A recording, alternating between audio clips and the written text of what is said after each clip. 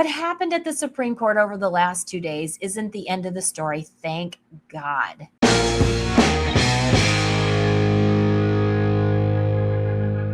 What if the two Supreme Court rulings everyone is calling major losses for President Trump are actually part of a much bigger long-term strategy? What if what looks like defeat on the surface is really just the next calculated move in a game most people aren't paying close enough attention to? What if the real story isn't what the court ruled, but what comes next because of how it ruled? I'm Kelly Jackson. Welcome to Still Not Canceled, where we question everything, especially the narrative.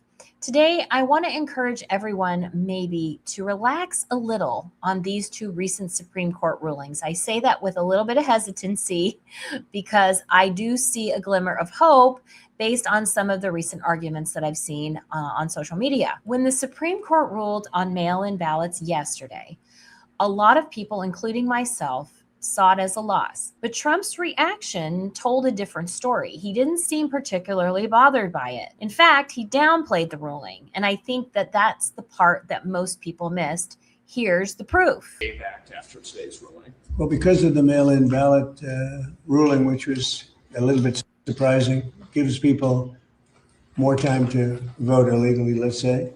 But the SAVE Act is even more important, and that's the right. You have to be a citizen of our country. Okay, you have to show you're a citizen of our country, called citizenship.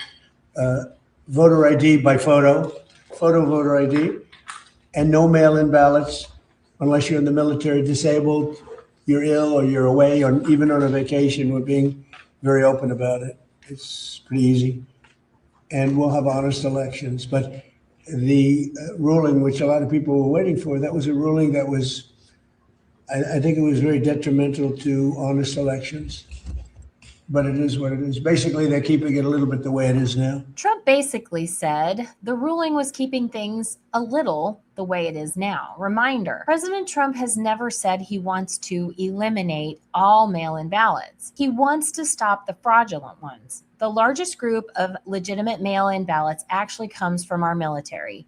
And if anyone's vote should be protected, it should be the people who are risking their lives to defend this country. No question. Anybody remember the Bush versus Gore election? I know I do. I'm 54. That was back in 2000. Hanging chads, never going to forget that. Back then, Bush sued election officials in Florida for rejecting military absentee ballots that were mailed from overseas. He argued that the votes of service members serving should be counted. I'll drop that article in the description so that you can read it in its entirety. So why did President Trump say that the Supreme Court ruling was basically keeping things a little the way they are? Because the court didn't stop ballots received after Election Day from being counted, but they did require those ballots to be postmarked by Election Day. That's actually a very significant safeguard. Some people will point out that states like California already have a postmarked by Election Day rule. However, California has had nuances in its law that allowed election officials to count ballots even without a clear or verifiable postmark, because California, often defaulting to the date the ballot was received instead. The Supreme Court's ruling sets a stricter national safeguard that should close those kinds of workarounds. This ruling is part of possibly a larger strategy.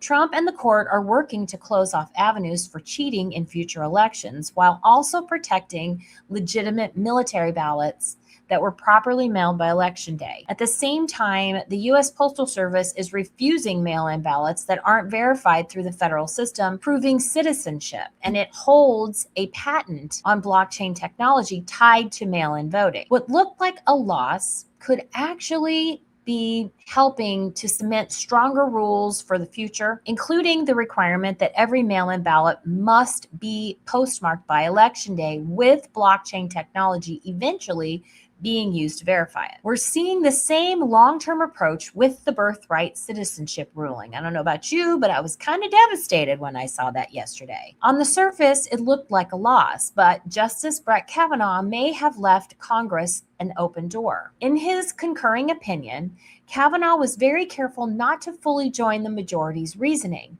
He specifically noted that the court was not deciding the broader constitutional question of whether Congress has the authority to limit or define birthright citizenship through legislation.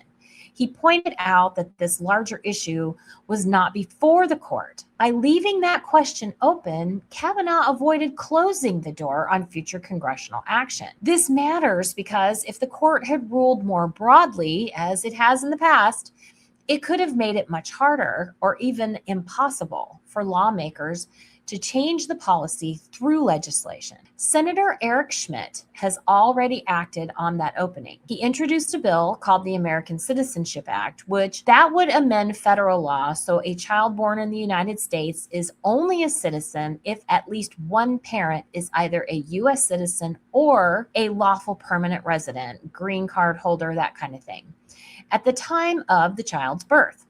The bill would end birthright citizenship for children of illegal immigrants and most temporary visitors, and it would only apply to children born after it becomes law. So it wouldn't affect everybody currently here. It's not retroactive. It would carry on into the future.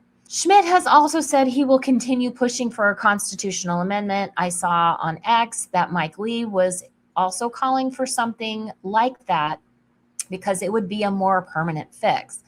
Rand Paul has also come out in support of an amendment. And I would imagine because of what happened to his state in Kentucky with the primaries, he's probably looking to stay on the president's good side. This isn't the first time we've seen this approach. When President Trump took his first loss at the Supreme Court over the tariffs, Kavanaugh gave him a roadmap. President Trump used a law he knew would be struck down. Not because he wanted to win that case, but to limit how future presidents could abuse that same law. Then he immediately used the correct constitutional path to reinstate the tariffs.